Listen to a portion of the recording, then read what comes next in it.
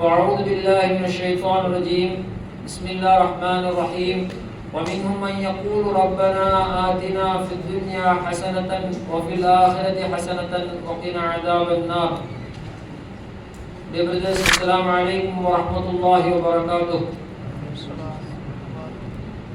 I have read out to you the famous dua that most of us would have by hearted. It is from chapter 2, Surah Baqarah, verse number 201. 2:201. The verse says, رَبَّنَا آتِنَا فِي الدُّنْيَا حَسَنَةً وَفِي الْآخِرَةِ حَسَنَةً وَقِنَا عَذَابَ النَّارِ. O our Lord, give us good in this world, وَفِي الْآخِرَةِ حَسَنَةً, and give us good in the next world, hereafter, وَقِنَا عَذَابَ النَّارِ, and protect us from hellfire.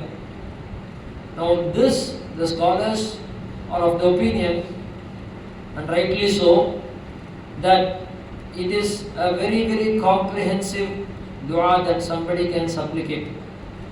It covers the best of this world and the best of the akhirah and protection from the fire of hell.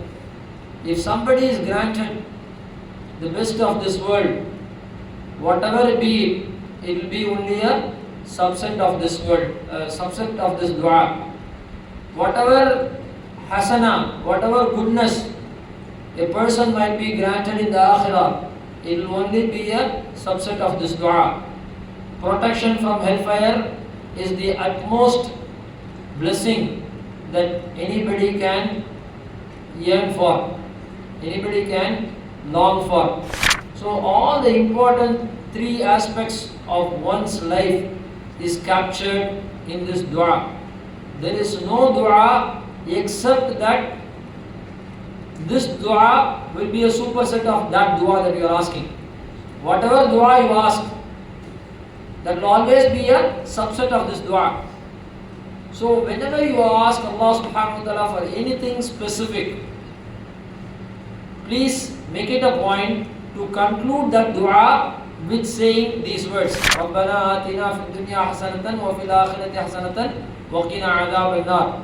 Once you say this dua, then whatever you have asked and whatever you have wanted to ask but did not actually ask Allah, it will get covered in this dua. Say for example, you are asking Allah for useful knowledge. Then you can be specific, saying, Ya Allah, I want useful knowledge. I ask of you knowledge which will be beneficial. And then there are certain things that you wanted to ask but you did not actually ask.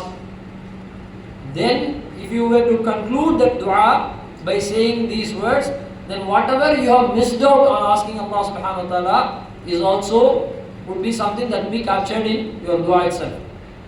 Now this dua actually teaches us that as Muslims we have to balance the needs of the dunya and the needs of the akhirah as well.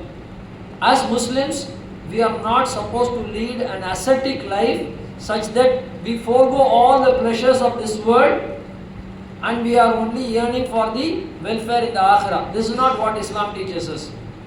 At the same time, it does not say that you have to indulge yourself in so much in dunya such that you lose out your portions in the akhirah.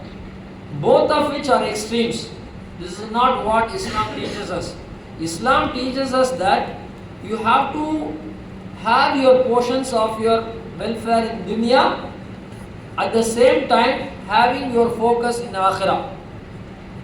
You should not compromise one for the other. You don't have to forego your pleasures of the dunya, assuming that you want only akhirah. Once a person had asked the dua something similar to this. Prophet ﷺ actually went to see that person. He was actually a sahabi who made a dua such that he became sick.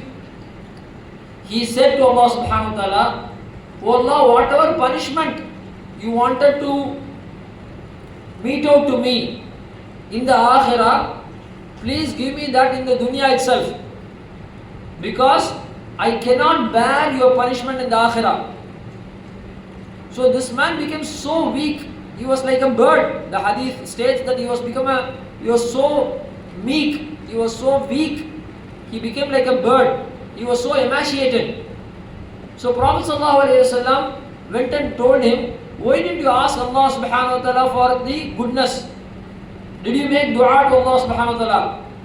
So this person says, yes, I made such and such a dua. I made the dua that, oh Allah, whatever portions of punishment you have reserved for me because of my shortcomings, because of my sins, I ask that you give me those punishment in the dunya itself, so that I don't have to face those punishments in the akhirah. Actually, this man, he did so only because of the fear of punishment of Allah subhanahu wa ta'ala, though his intention was good. But the wording of the dua is not something that is prescribed in Islam. So Prophet ﷺ actually told him, why didn't you ask Allah subhanahu wa ta'ala for the goodness of this world and the goodness of the akhirah and protection from hellfire? And then he taught that Sahabi this dua, Rabbana atina fid dunya hasanatan wa fil akhirati hasanatan wa qina adhaban nar. So whatever we want to have in the dunya, it will be only a subset of this dua. Whatever we want to have it in the akhirah, that will also be a subset of this dua. Say for example, you want useful knowledge, you want a good job, you want to have a good family, you want a righteous spouse, you want the barakah in your time, you want blessings of the health, wealth, whatever you want, you can ask Allah subhanahu wa ta'ala for those things, and then you can ask this dua so that whatever you have missed out will form a part of this dua. Similarly, you want protection from punishment of the grave, you want to have a good death, you want to have a very good life after your death, you want to meet Allah subhanahu wa ta'ala in Jannah, you want to have the company of prophets and the sahabas in Jannah, you want the grave to be widened, you want the accounting to be eased in your grave. All of them will be a subset of this dua when you say وَآتِنَا رَبَّنَا آتِنَا فِي الدُّنْيَا حَسَنَةً وَفِي الْآخِرَةِ حَسَنَةً وَقِنَا عَذَابَ النَّارِ. And when you seek protection from hellfire, then that is what is the best thing that could happen to any person. Okay? So once somebody is assured of his place in Jannah, that is what is again success. Somebody getting assured of a place in Jannah actually means he is being protected from hellfire, right? Elsewhere Allah subhanahu wa ta'ala says, فَمَنْ زُحْزِهَ عَنِ النَّارِ وَأُدْخِلَ الْجَنَّةَ فَقَدْ فَازَ. Whoever is actually protected from hellfire and he enters Jannah, فَقَدْ فَازَ. He is the one who is actually succeeded. So for true success for a person to have, it means he is protected from the punishments of hellfire. So whatever we ask Allah subhanahu wa ta'ala, however we ask Allah subhanahu wa ta'ala, we should make it a point to ask that which will help us in the dunya and which will help us in the akhirah and to be protected from hellfire.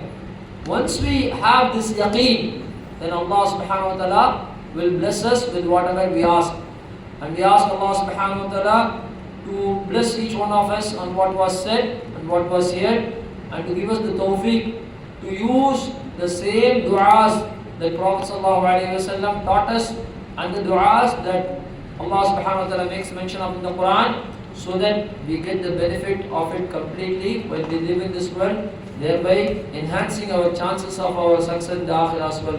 Wa akhir da'wana alhamdulillahi rabbil alameen. Assalamu alaikum wa rahmatullahi wa barakatuh.